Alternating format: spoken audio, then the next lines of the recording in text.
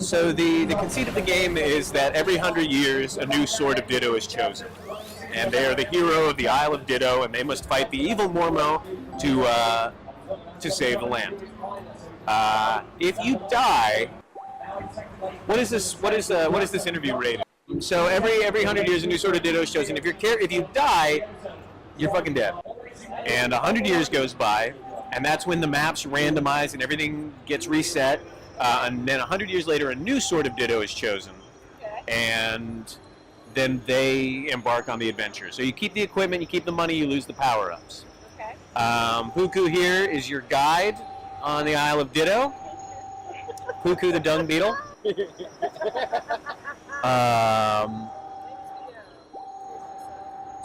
So player 2 can now hit X and just drop in. So 2-player co-op, drop in, drop out. Is it local only? Or it is local only, so if you follow that sword, that glowing sword up there on the left, that'll take you to town. The birds are so cute. They are. So obviously the art style is fucking adorable. The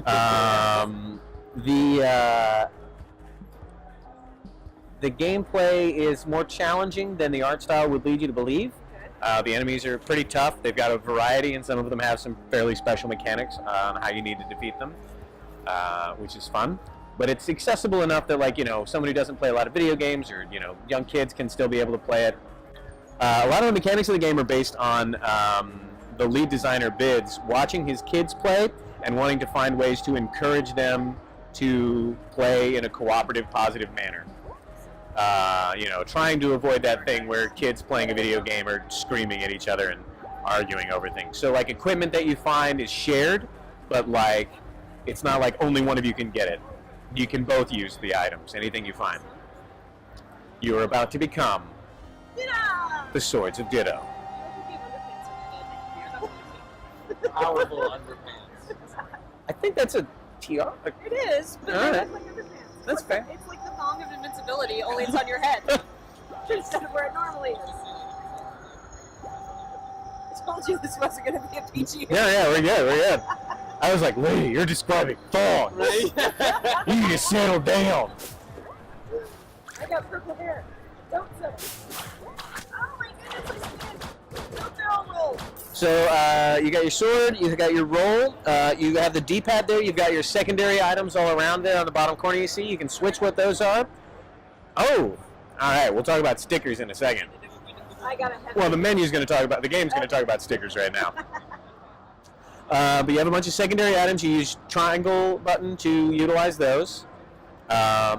Sword is again on the bottom left, so follow that to our next destination, and we will start fighting, and we will meet the evil Mormo. I want to meet an evil Mormo.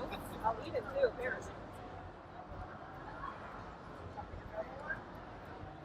Dun, dun, dun, dun, dun, dun, dun, dun, dun, dun. You guys can't hear the music. Oh yeah. The most frustrating thing about doing these press interviews over and over is that I have to keep starting the game over. Yep. And if I'm playing, I'm like, I don't want to start over. I want to win. So a fun little mechanic that is not really talked about in the game, one of those enemies will have a little crown next to their health bar. Okay. When you hit that enemy, every time you hit them, they give you a little bit of treasure. Normally, you have to wait till you kill an enemy to get any loot off of them, right? So once you've killed that one with the crown, there's the crown one. So you see they start dropping money right away. As soon as you kill that one, that glow will zip to another enemy, and they become the crown enemy. So it's just...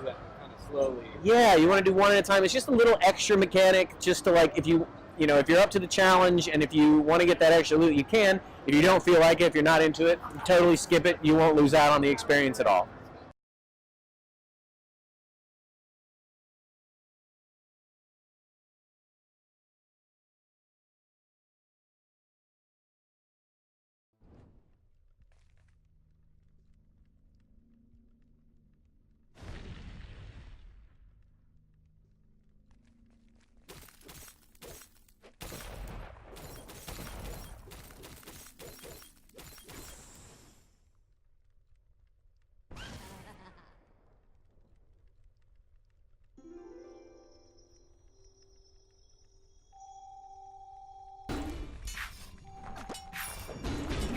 We play the trailer on our stream. You know, we play the commercials, and it's funny because some people in chat will be like, "Haha, looks like that person died," and then it had to be someone new, and it's like, yeah, that person died.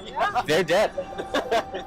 And, you know, when you go through the you know, really reading the writing and stuff like that as it's going on, there's a lot of like subversive humor. Like, it's cute and it's fun, but there's a lot of like, wait, like if you go around talking to the townspeople, they're like, "Oh wow, you're the Sword of Ditto. I wish I was you. Oh no, wait, you're gonna die probably really soon. I'm okay. I'm okay not being the Sword of Ditto." No friendly fire again, like kind of that motif of keeping the kids from, yeah. So one of the things, and I don't know exactly how it's implemented, this is just something Bits talked to me about, your actions as the Sword of Ditto, hypothetically you're going to die and then move on from life to life, and every time you do it's 100 years that passes. And your actions will become legend.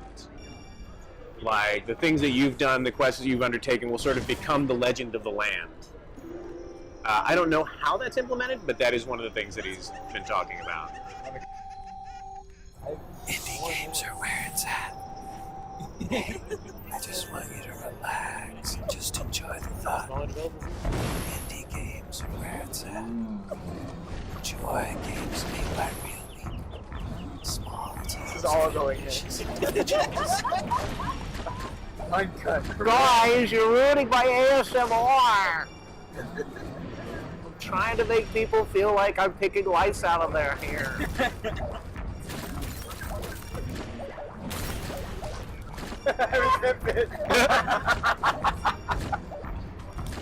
Look at it, throw it in the well. Oh my god.